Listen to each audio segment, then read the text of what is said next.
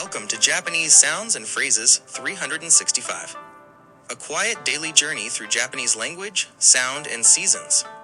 Let's learn Japanese together, one small phrase at a time. Today's phrase is Shinpai Muyō. It means no need to worry. Let's break it into two parts. Shinpai means worry, anxiety, or concern. It's the feeling you get when something might go wrong, or when your heart feels heavy about the future. Muyō means unnecessary or not needed. It's a strong word that says, this is something you don't have to carry. So when we say Shinpai Muyō, we're not just saying, don't worry. We're saying, your worry is unnecessary. You can let it go. It's a gentle Japanese way to comfort someone. A phrase that gives permission to breathe and trust that things will be okay. 心配無用 No need to worry.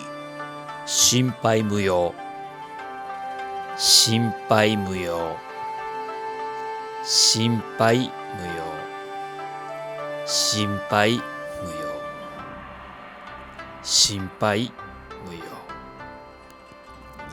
Thank you for watching. See you. またね。